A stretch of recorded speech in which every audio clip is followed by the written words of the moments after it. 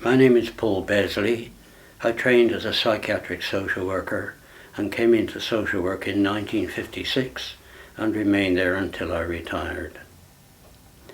I'm rather concerned about the proposed movement of schools.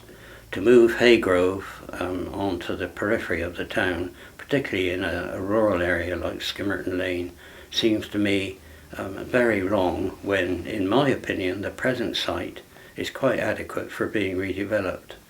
Of even greater concern to me, because of my background and my knowledge of people with learning difficulties, some of whom I'm still in touch with and friendly with, is the question of moving them to the edge of town. Now this flies in the face of history. The history divides easily up into stages. Once there were no services, then Somerset was one of the leading authorities in providing them, led by rather indomitable ladies like Nora Cook-Hurrell, formerly Nora Fry, and they led to the establishment of a hospital pattern, but there was nothing else. So when I was a young man, the first training centres had begun, and Somerset proudly had 13 of these training centres, when sometimes some London boroughs were thinking of starting their first one. So the history is pretty good.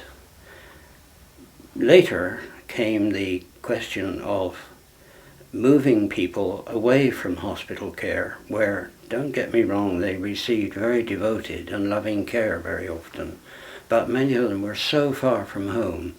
Imagine the journey involved in coming from Yeovil to a place like Sandhill Park at Bishop's Lydeard, or even worse, visiting a hospital based at Flaxburton, near Bristol, which was part of the same group. It was an entire day's travel to spend about 30 minutes with the handicapped member of the family.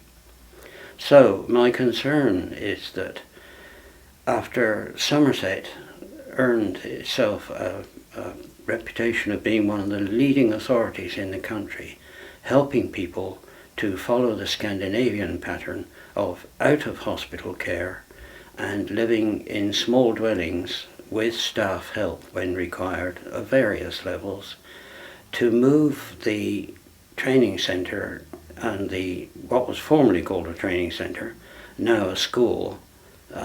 And remember, when I was young, people who go there were excluded from education entirely. They're now happily part of the education stream. But to move them out of town seems to me very mistaken. It is mistaken in terms of Haygrove, even more mistaken in terms of schools like Penrose. We need our people with learning difficulties to be in contact with us day to day. They have the right to share in our community life, and we need to be reminded that they are there and to see and share our community with them. This flies in the face of history, and I'm quite convinced that this policy is wrong.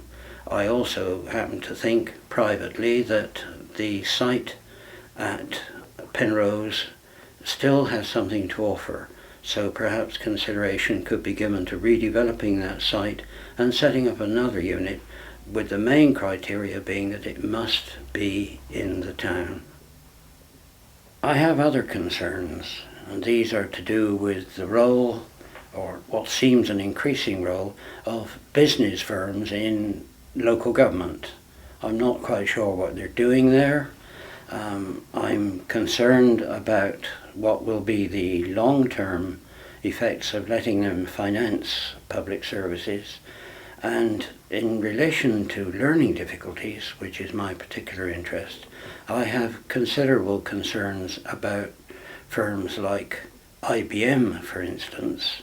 And I read in Edwin Black's book and Martin Gilbert's book about the Holocaust of the role that they played in terms of helping Germany to identify who was Jewish, who was not, where they lived, and so forth. And these are obviously major concerns of mine. I hope they are too of other people's.